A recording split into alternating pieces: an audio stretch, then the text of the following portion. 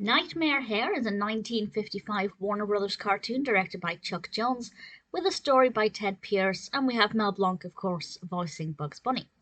And I thought this one was quite delightful. I really enjoyed it. The concept was fun, the execution was really effective. Bugs Bunny is sitting, not doing very much, and then this apple falls on his head. And in theory, it transports him to England in the time of King Arthur. I'm reading into it that he's kind of become concussed, maybe knocked unconscious, and this is the world that his mind takes him to.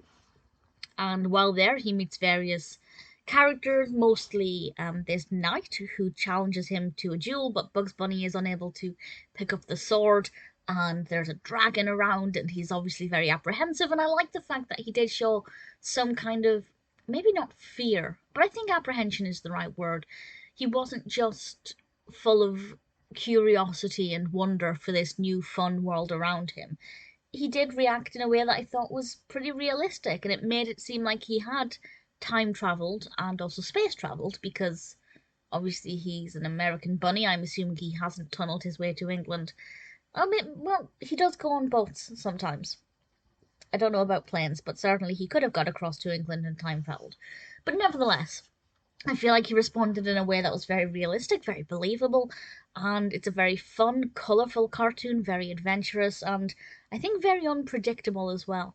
I really like the character of the knight. I thought as a character he worked very well, and Bugs Bunny's performance I thought was very pleasing, very fun, and as I said, very believable is what I would have expected. Better than expected, in fact.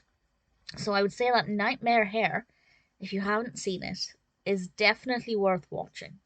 It's not one of my all-time favorites in terms of the narrative, but in terms of how well it's put together, how well it's animated, and how the story goes and the structure of it, I'd say Knight-Mare Hare is pretty fabulous.